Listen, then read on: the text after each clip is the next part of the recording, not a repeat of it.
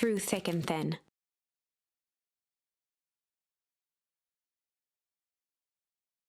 Despite Luka's bitterness, Gran was right. He needed to hash things out with Rollo. A big fight changes the nature of a friendship. Whether, in the end, it is for the better or for the worse, all comes down to understanding. If one is not careful, the same familiarity that builds the strongest of bonds can become the wrecking ball that shatters them. Luka emerged from seclusion, taking in the crisp festival air. But the events of the day weren't on his mind. He had to find Rollo.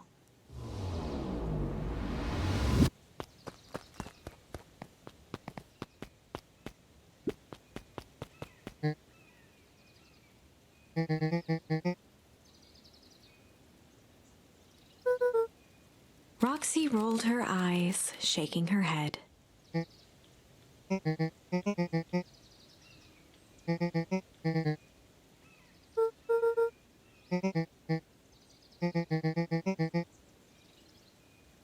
Luka looked down and kicked at the dirt.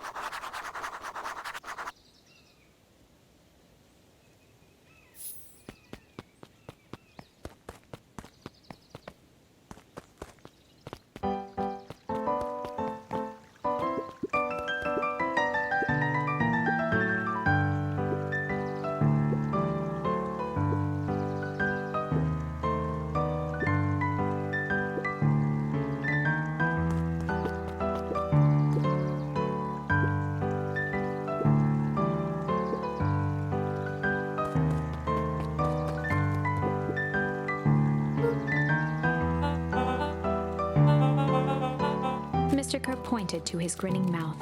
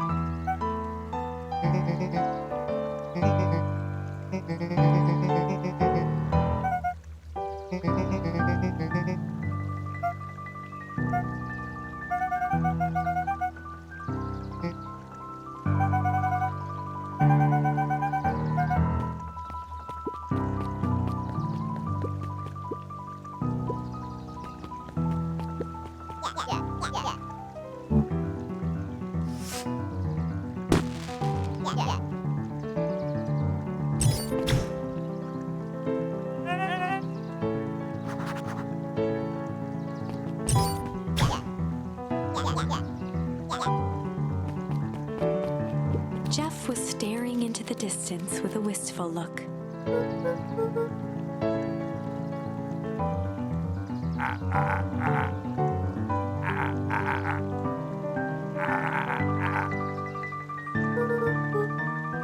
Jeff turned to Luka with a furrowed brow, then gave an understanding nod. For a moment, the two now shared that same wistful gaze.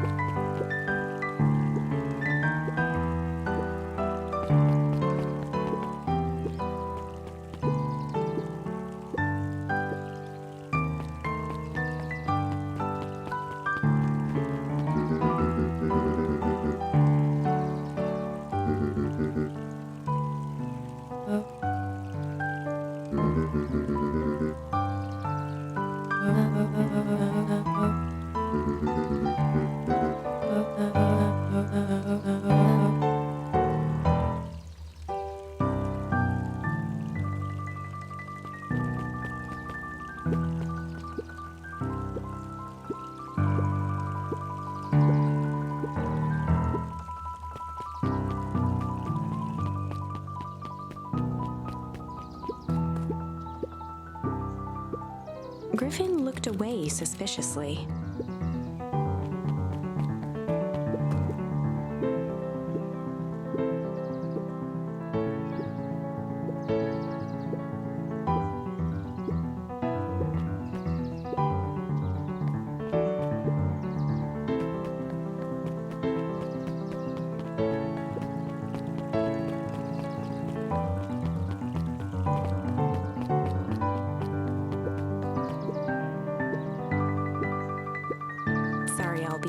flesh.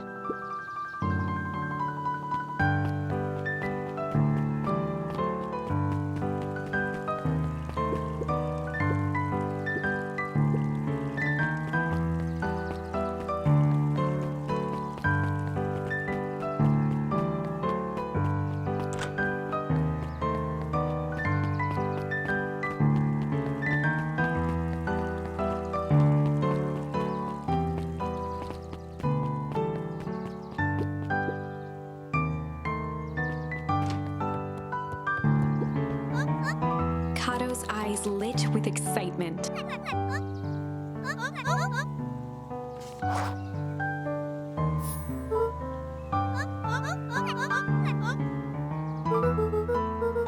Kato straightened up and cleared his throat as if preparing to sing.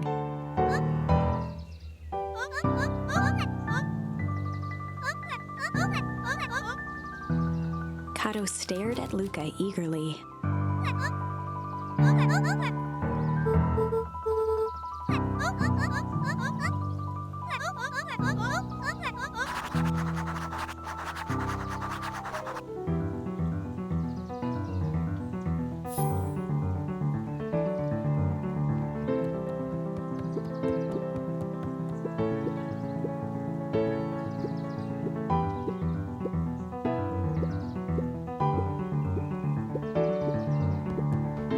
Luka grabbed natural photography.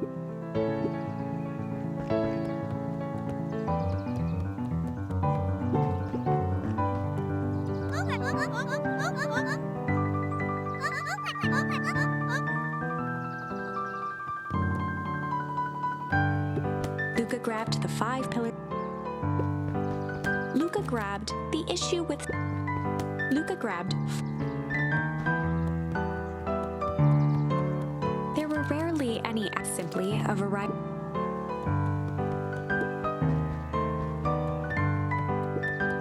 Luka grabbed. Luka grabbed. Luka grabbed.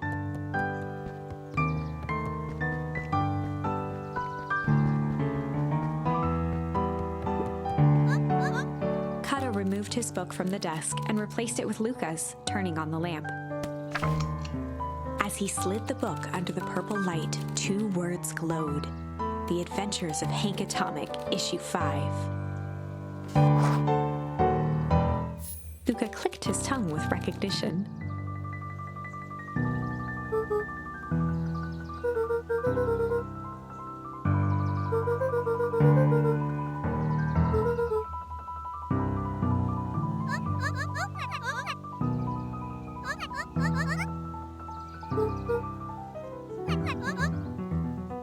Kato began flipping through the pages, stopping when he hit a glowing word. He continued flipping.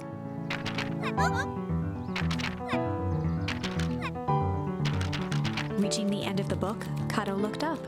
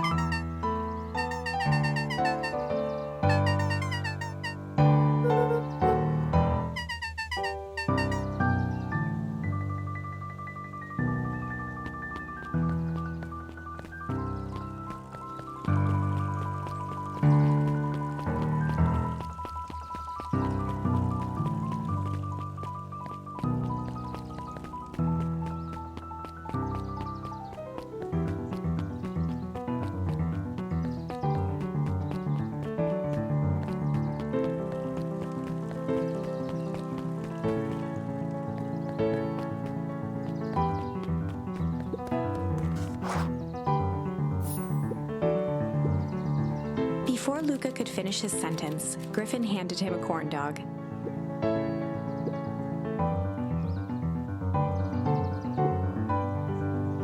Luka shrugged, taking a sizable bite out of the corn dog.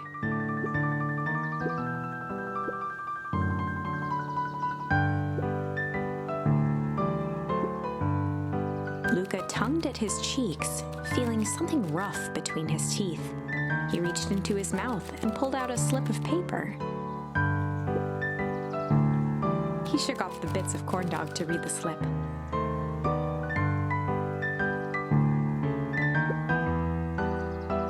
Luka finished off the remainder of the corn dog.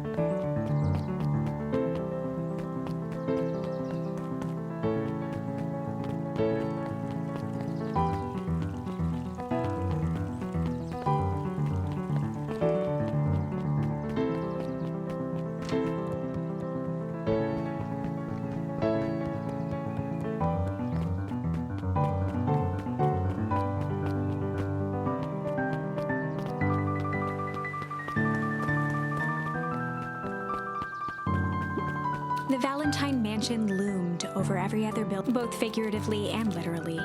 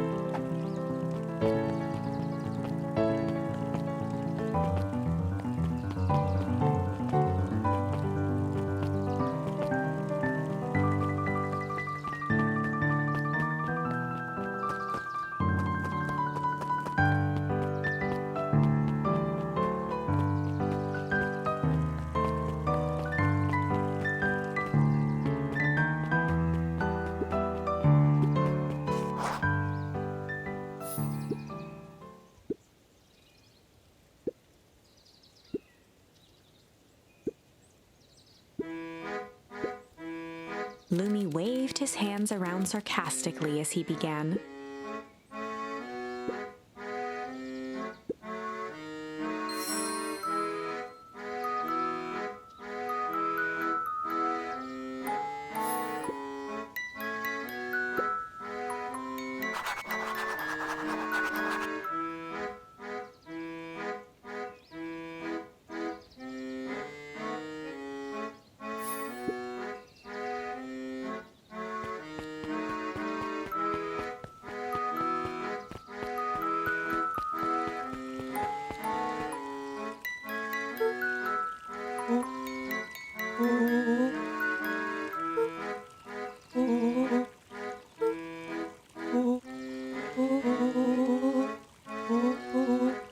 Rollo sheepishly handed Luka the balloons.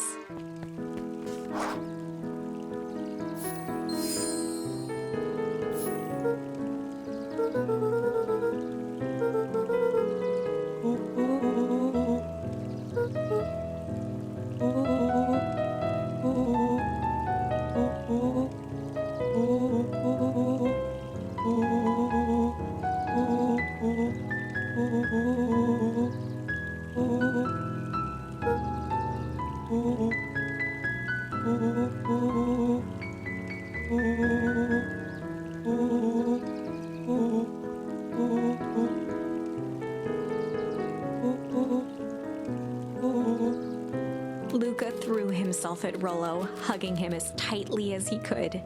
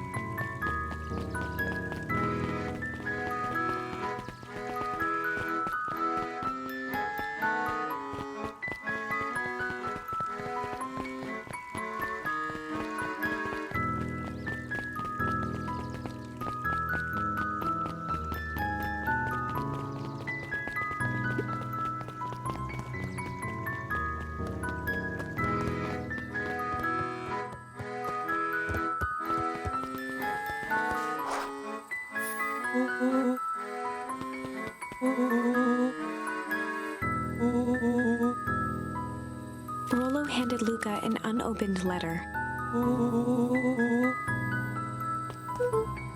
Luka, some things are going to happen that might be difficult for you to understand. If I am honest, I hardly understand them myself. But whatever happens, I need you to know that I love you. None of this is fair to you. You have already lost so much. We both have. I wish there was a simpler way forward, but if there is, I haven't thought of it. God knows I've tried. Everything I've done, I did for you. I hope someday you can accept that. Love, Gran. Luka folded the paper into his pocket and headed up the ladder.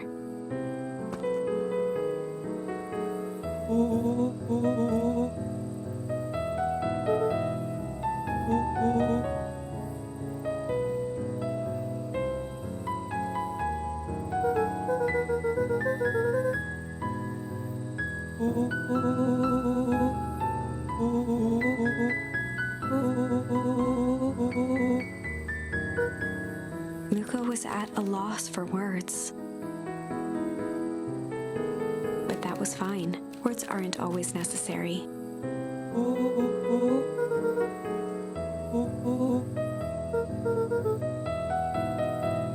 Sadly, this was untrue. A distant rumble shook the treehouse.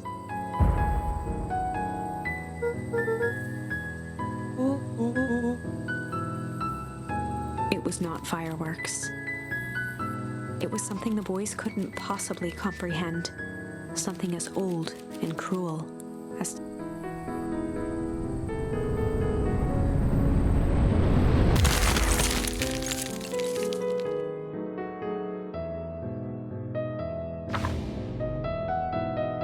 A shockwave of cold tore through the room.